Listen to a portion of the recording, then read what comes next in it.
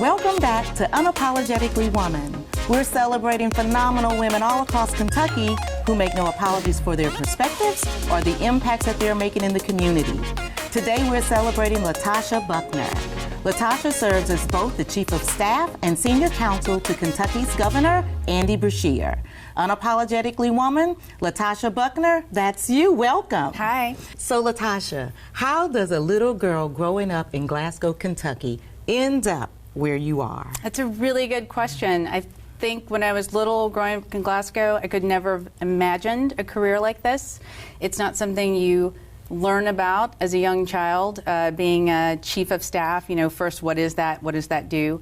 Let alone to the governor of the state, and especially during the time period that I've been chief of staff and senior counsel. I think growing up, always learning, being challenged, being curious was part of who I was. And so I always sought opportunities and challenges. At first, I wanted to be a psychologist, a teacher, a writer, all of those things. Ended up going to the University of Kentucky. After that point, I was a psychology major. Thought I'm going to have to go to, graduate school, law school, something after that. Mm-hmm. You can't really go on and be a psychologist with just a 4-year degree.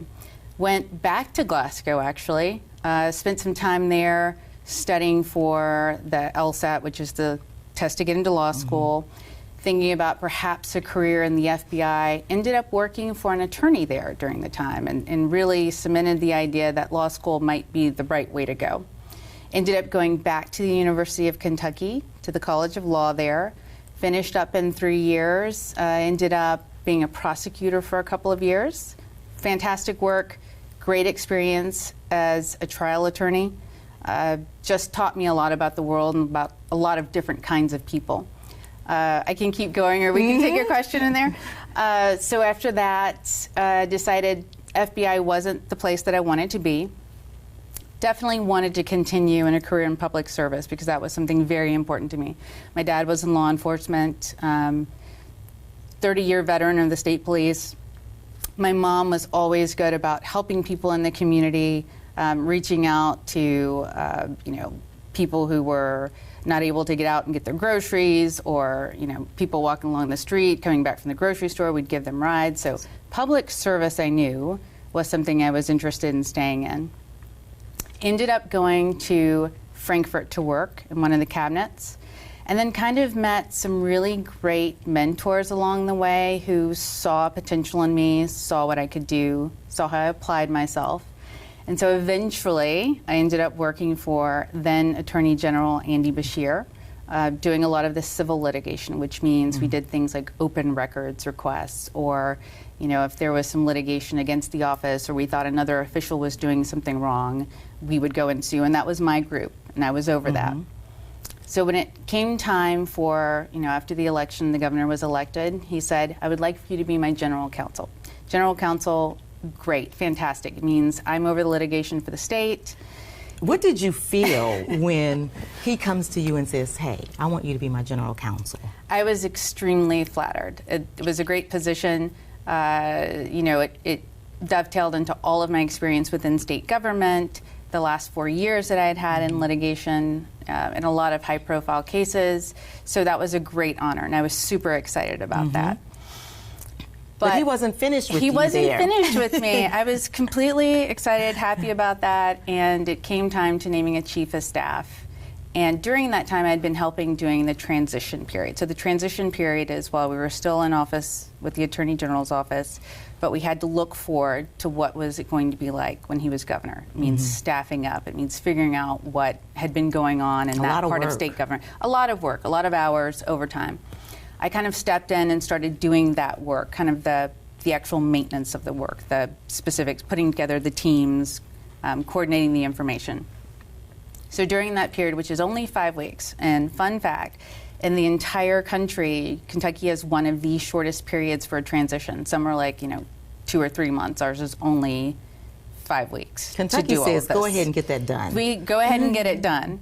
So during that period, the governor liked the work that I was doing and said, you know what, I think I need you to be my chief of staff.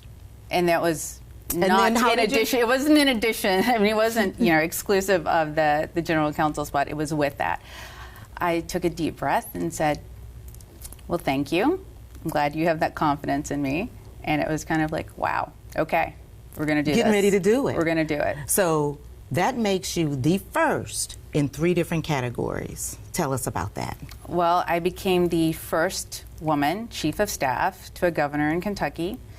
I became the first African American general counsel, and then I became the first person to hold, regardless of, gender or race, to hold both positions at the same time, because either one is That's incredible. more than a full-time position. Oh, absolutely. Yeah.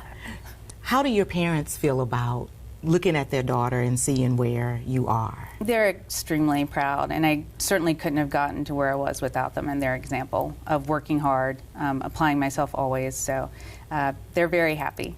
What are some of the things that they instilled in you growing up? Definitely public service, as I talked about before. My mom was always about being early, because if you aren't early, you're late. Yeah, that's right. And that's something that's always stood up.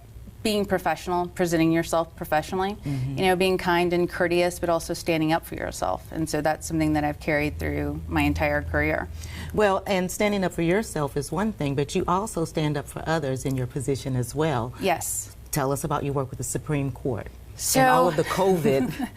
My goodness. So going into it, 2 jobs, and then the transition and trying to figure out what is this administration going to be like? How are we going to make things better for Kentucky?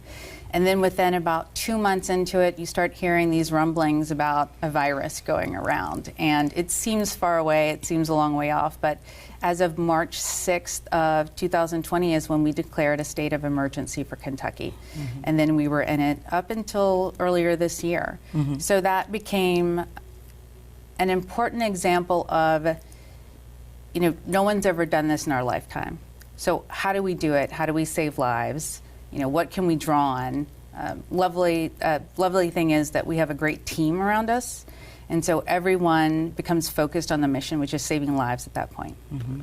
And so was this long hours? I can't imagine. It's very long hours. I can't imagine some of the, I don't want to use the word chaos, but there had to be a lot of moving parts it was stressful. It was stressful for everyday Kentuckians as well. It was no less stressful trying to put together, first off, how do you save people? How do you lessen the risk that someone is going to contract this disease that at the time there weren't treatments for, and there certainly wasn't a vaccine for. And then when you move past that phase of just kind of the fear and then the unknowing and trying to stay up on all of the medical information as it's coming out, then we have vaccines. So how do you roll out a vaccine program? Who do you put together for those things to make them effective and get to the most people? And then how do you advertise that to everyone? And how do you make sure that we, in particular, target communities that may be vaccine adverse for good historical reasons? So all of those things are kind of going on at the same time. And then you have the regular administration, other things. Work still has to go on. Work still has to go on top of those other things. So to say it was challenging is an understatement. Obviously, long nights and weekends. Then we threw in some, ice storms and tornadoes recently. Right. So it's a nonstop job. It's something I enjoy because it's something new every day.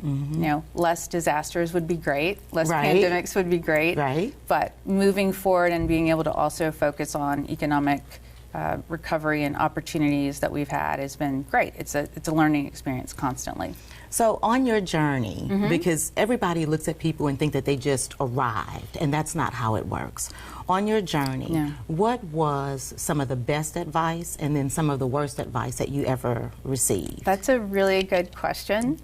I think always being accountable to who you are and your values. I'm very fortunate that I can say in my entire career, I've worked for people who have allowed me to stand up for what I believed in, and wonderfully it coincided with what they believed in too, so that helps.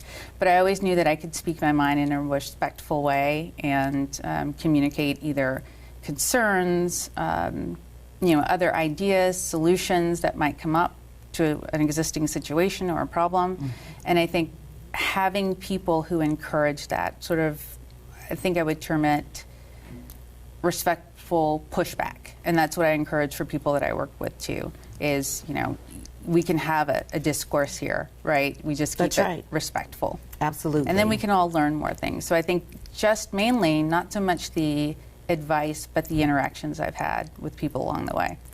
And so you have also done, I'm taking you way back, but you've done some work in Hungary. I studied abroad. I studied abroad when I was in college because I really believe in consistently challenging myself, stepping out of my comfort zone. And that was a time where I looked and I said, you know, I want to take advantage of studying abroad. Who knows when you'll get these opportunities again. Where can I go that might be somewhere I don't ever choose to go on vacation? And Hungary was that country. So I studied in Budapest for a semester. What was it like?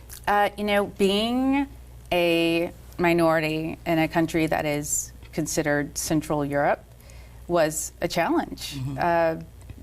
Not a lot of people looked like me over there. Yeah. That's right, that's right. But it was a great opportunity to see how kind of an emerging country was. They were coming off of the revolution in '89, and so to understand, you know, this whole different culture and how it works, and some of the things that hold them back, as opposed to, you know, living in the U.S. and how some things are very easy for us, even if you are a minority.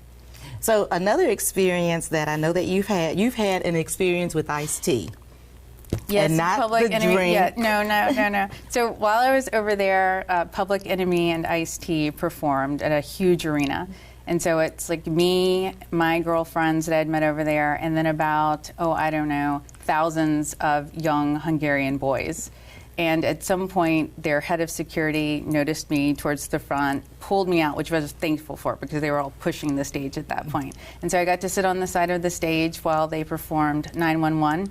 Yes. Yeah, at the end. So that was really fun. And then we went to dinner with Chuck D and the band, and I was able to order hot sauce for Chuck D in Hungarian. And so nobody just gets to order hot sauce. Well, you know, I'd practiced a lot on my Hungarian. I knew the important thing is like how to get hot sauce in a restaurant. You got to know how to do that. That's right. So before we go, for young girls or young women that are looking up to you, what kind of advice would you give them? I think always know what your values are and what you hold to be important for your satisfaction in the workplace and where your lines are. Learning how to communicate and advocate for yourself is important. Aligning yourself with a mentor, someone who's going to look for those opportunities, and always volunteering for opportunities. You know, don't wait until someone says, you know, can you do this? Go up and say, what else can I do? I mean, that's something I look for with people all the time. That sounds great.